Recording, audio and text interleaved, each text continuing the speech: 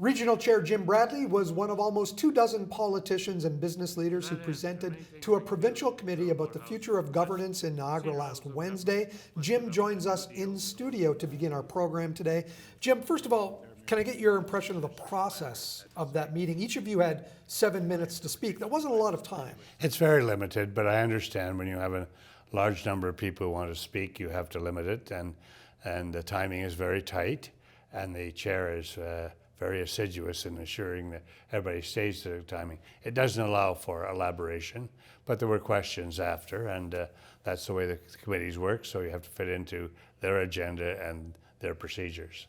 Have you sat on the other side of these committees in the past? I have. I've sat in those committees over the years, and I understand how they work and how the time is limited and how the time is shared amongst the representatives of the three parties, or in this case, an independent as well. And it was, a good opportunity for people to be able to express their views.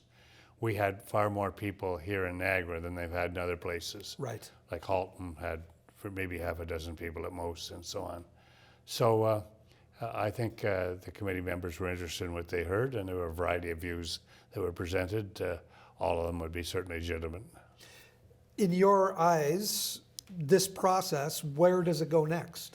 Well, first of all, the minister is really concerned, and the government is, about getting housing built.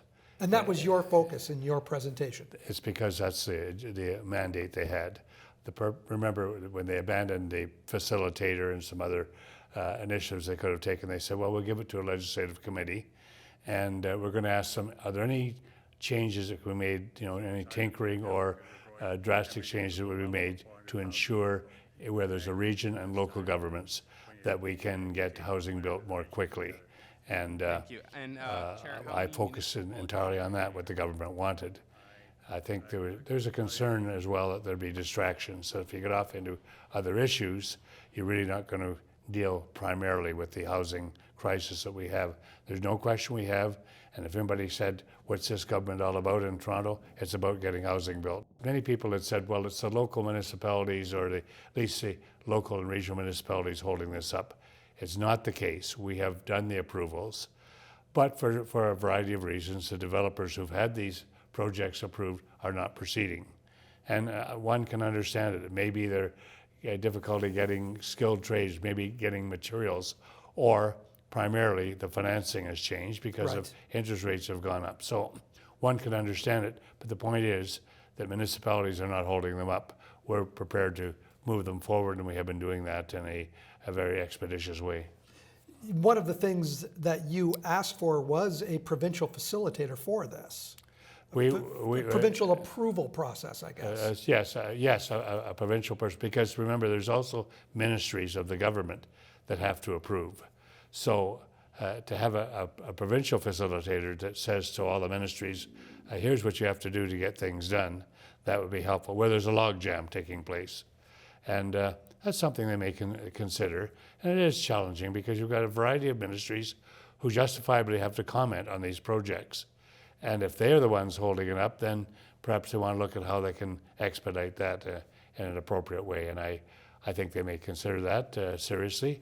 Whether they do or not is up to the provincial government itself.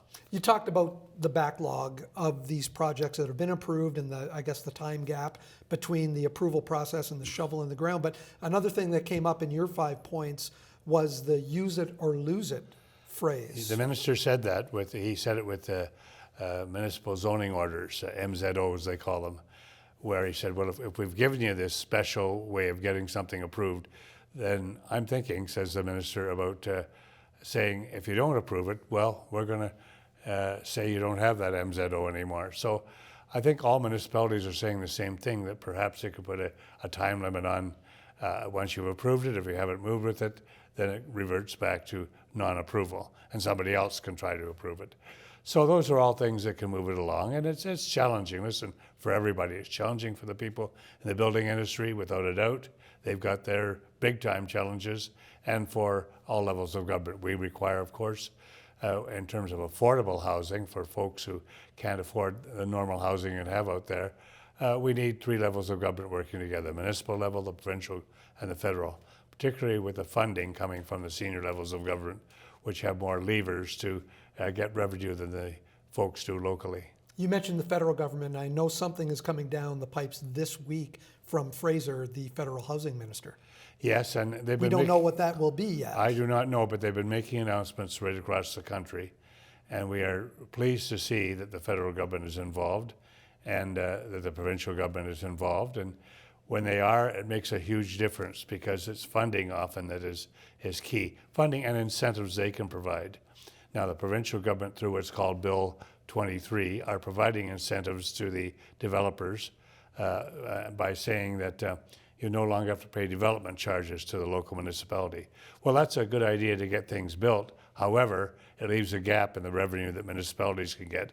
So we're hopeful the provincial government will make us whole. In other words, compensate municipalities across the province for ensuring that those incentives are in place.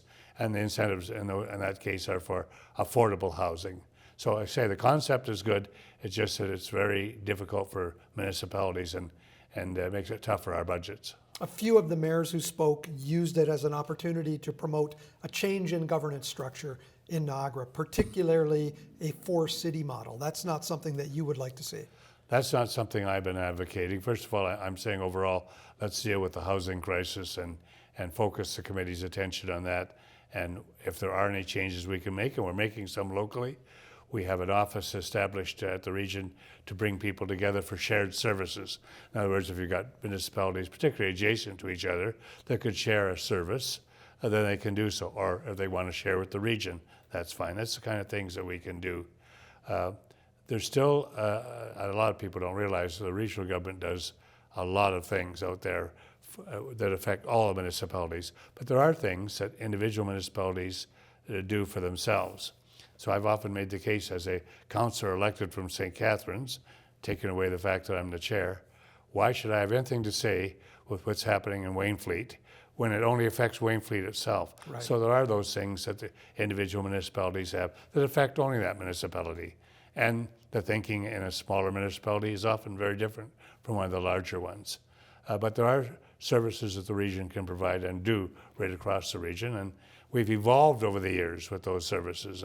The latest evolution was regional transit, which used to be at the local level. Now it's at the regional level. We did that with waste management. We've done it with other services there. But we have the services at the regional level that are the costly services, the ones that require significant investment and that are mandated.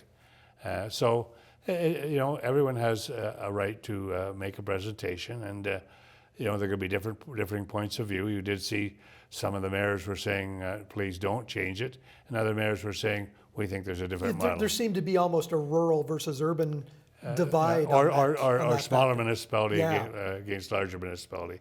Listen, forever thus in the province of Ontario, or probably anywhere in the country, large municipalities have always had their eye on the adjacent municipality that's smaller and would like to take them over, and the smaller municipality never wants to be part of the larger one. It doesn't matter whether it's here in Niagara or whether it's in British Columbia or Newfoundland.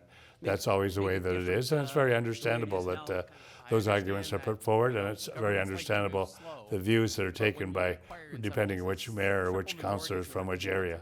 One of your points, you mentioned the term New Deal with the feds and the provinces. Everybody's looking for that now, through FCM, which is the Federation of Canadian Municipalities, and AMO, which is Association of Ontario Municipalities. We are all looking for a different funding deal with the federal and provincial government. All we have essentially is the property tax here. And Mike, the property tax does not take into account a person's ability to pay.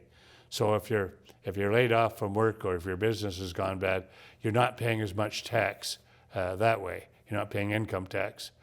But you still have to pay that property tax. Right. It doesn't take into account the ability to pay. And so because the federal and provincial government have much wider resources in terms of revenue resources, municipalities have said we have to have a new deal where the federal and provincial government are providing additional funding or additional tax room for local people.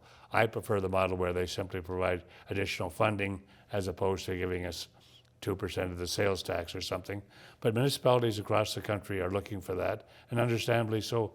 A lot of the costs are falling on municipalities that really are not in the realm of responsibility of those municipalities. What do you think will happen with this whole process? When do you think we'll hear some feedback? It's difficult to determine that. Often a committee deliberates and the report is made and then it doesn't move forward, or it does move forward. That'll be entirely up to the government. But this is a committee of all members of the legislature. We had all our members who were there from the local area who were asking questions of the presenters and listening to what was happening, as well as people from outside. So it's very difficult to predict, but I think they'll find the input was valuable at the very least. Jim, thanks for joining us today to talk about this topic. Happy to be with you.